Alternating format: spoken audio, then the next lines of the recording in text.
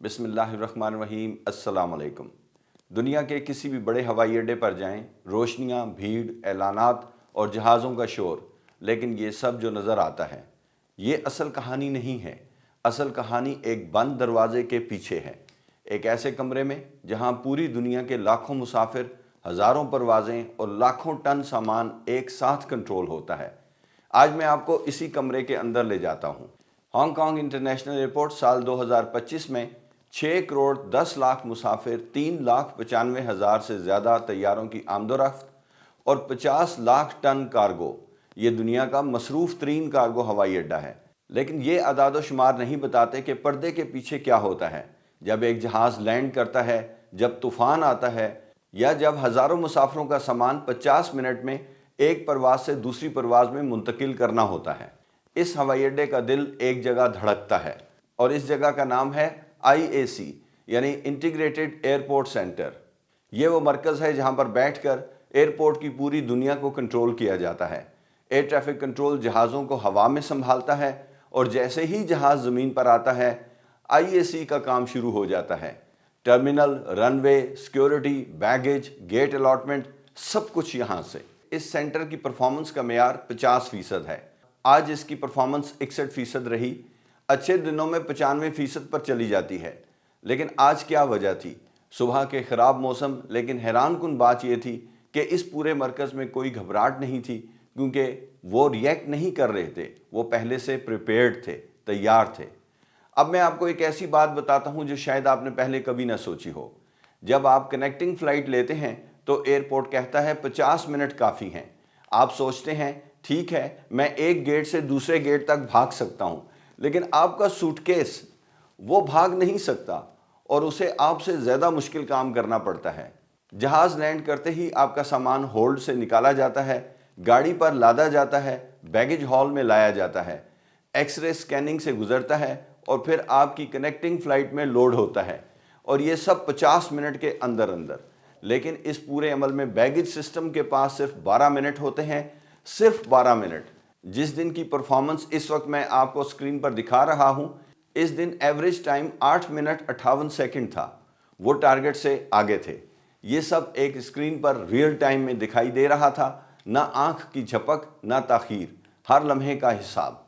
अब ज़रा टर्मिनल के अंदर आएँ। यहाँ तकरीबन 5,000 कैमरे लगे हुए हैं और इनमें से हर एक में वीडियो एनालिटिक्स है, यानी AI खुद देखता है कि किसी जगह गैर मामूली भीड़ तो नहीं हो रही, कोई कतार हाथ से बाहर तो नहीं निकल रही, कोई मुसाफिर ऐसी हरकत तो नहीं कर रहा जो आम नहीं है। अगर कुछ गलत है तो स्क्रीन पर सब्ज रंग सुर्ख हो जाता है और अमले को फौरी इतला मिल जाती है। इसके साथ एयरपोर्ट हर घंटे मुसाफिरों की आमदोरफ्त का अंदाज़ा लगाता है। ये अंदाज़ा इमिग्रेशन को बताता है कि कितने काउंटर खोलने हैं, सिक्योरिटी को बताता है कि कितनी एक्सरे मशीन्स चलानी हैं। सब कुछ पहले से तय होता है। लेकिन रनवे का मामला इससे भी संगीन है।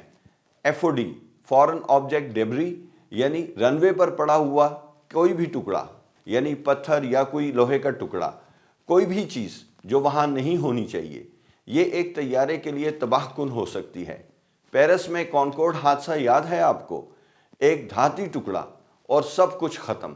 हांगकांग ने इस खतरे से निपटने के लिए 11 टावर्स नस्ब किए हैं। हर टावर पर AI से लैस जूम कैमरे नस्ब हैं। हर टावर 300 मीटर का इलाका कवर करता है। जब भी कोई मशकूक चीज़ रनवे पर नज़र आती है, इंसानी आंख तस्दीक करती है। नतीजा, आज तक एक भी हादसा नहीं हुआ। एक एयर ट्रैफिक कंट्रोल ऑफिसर की हैसियत से मैं ये बात अच्छी तरह समझता हूँ। रनवे की हिफाजत सिर्फ टावर में बैठे कंट्रोलर की जिम्मेदारी नहीं होती, पूरी एयरपोर्ट मशीनरी को मिलकर काम करना होता है, और यहाँ यही हो रहा था। अब एक सवाल, क्या आपने कभी सोचा कि आपकी परवाज़ रिमोट स्टैंड पर पार्क क्यों होती है, यानी ब्रिज के बगैर पार्क क्यों कर दी जाती है? हम अक्सर ये समझते हैं कि शायद किस्मत ख़राब थी। हकीकत यह है कि यह फ़ैसला एक कंप्यूटर करता है और उसे कई चीज़ें मालूम होती हैं। आपके जहाज़ में कितने मुसाफिर हैं, इनमें से कितने कनेक्टिंग फ़्लाइट पर हैं और कहाँ जा रहे हैं, और हर मुमकिना पार्किंग स्टैंड पर उनका क्या पैदल फासला होगा। तब जाकर ये कंप्यूटर फैसला करता है कि किस जहाज़ को कहाँ खड़ा किया जाए ताकि सबसे ज़्यादा मुसाफिरों के लिए सबसे कम चलना पड़े। अगर वाइड बॉडी एयरक्राफ्ट हो, बड़ा जहाज़ हो, लंबा सफ़र किया हो, तो इसे तरजीह मिलेगी, प्रायोरिटी मिलेगी। چھوٹا جہاز ہے، مختصر سفر ہے، ریموٹ اسٹینڈ یعنی برج کے بغیر والا اسٹینڈ انصاف ہے، بس آپ کو نظر نہیں آتا اور پھر طوفان آ جاتا ہے، موسم خراب ہو جاتا ہے۔ ہانگ کانگ میں سال میں 4 سے 5 ٹائفون آتے ہیں۔ ہر طوفان کے بعد پورا شیڈیول 3 دن کے لیے بکھر جاتا ہے۔ ایئرپورٹ کا دماغ IAC سینٹر، اس کے پاس ایک خصوصی ٹائفون سیمولیشن سسٹم ہے جو مختلف سینیریوز میں ہوا کی سمت، تمام 3 رن ویز پر کراس ونڈ اور فلائٹ ری شیڈیولنگ کا لائیو حساب رکھتا ہے۔ اس ویڈیو میں آپ اس ایئرپورٹ کو 17، 18 اور 19 جولائی کی پروازوں کو بیک وقت ہینڈل کرتے ہوئے دیکھ رہے ہیں۔ اس وقت ٹرمینل میں 13,550 مسافر پھنسے ہوئے تھے۔ عام دن 8,000 ہوتے ہیں، 4 سے 5,000 اضافی، جن کو رات کے بعد بسوں اور ٹیکسیوں سے نکالنا تھا۔ طوفان تھمنے کے بعد بھی اس سینٹر کا کام کئی دن جاری رہتا ہے۔ اور آخر میں وہ ٹیکنالوجی جس نے مجھے سب سے زیادہ حیران کیا، boarding pass, passport, ID card, یہ سب ہانگ کانگ ایئرپورٹ نے مسافروں کی جیب سے نکالنا بند کر دیا ہے۔ آپ کا چہرہ آپ کا پاسپورٹ ہے، آپ کا چہرہ آپ کا بورڈنگ پاس ہے۔ ایک بار چیک ان پر اپنی تصویر اندراج کرائیں، اس کے بعد سیکیورٹی، امیگریشن گیٹ، ہر جگہ صرف چہرہ ہی کافی ہے۔ کیمرے کے سامنے کھڑے ہوں، تصویر پہچانی جائے گی، بیگیج خود بخود ٹیگ ہو کر پرنٹ ہو جائے گا، بیگ چلا جائے گا۔ کوئی قطار نہیں، کوئی عملہ نہیں، کوئی کاغذ نہیں۔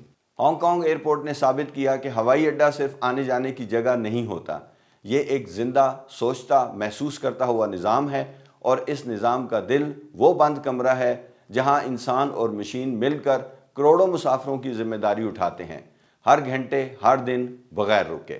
جب آپ کسی بڑے ایئرپورٹ پر اس سینٹر کے اندر قدم رکھتے ہیں اور دیکھتے ہیں کہ ایک چھت کے نیچے کئی مختلف قوتیں ایک ساتھ مل کر کام کر رہی ہیں، تو آپ کو احساس ہوتا ہے کہ ہوابازی صرف ایک صنعت نہیں ہے، یہ انسانی ذہانت کا وہ مقام ہے جہاں ٹیکنالوجی اور تجربہ مل کر ناممکن کو ممکن بناتے ہیں۔ اور پاکستان کے لیے یہ بھی ایک سبق ہے، ہم بھی اس راستے پر چل سکتے ہیں، بشرطیہ کہ ہم اپنے ہوائی اڈوں کو صرف عمارتیں نہ سمجھیں بلکہ نظام سمجھیں۔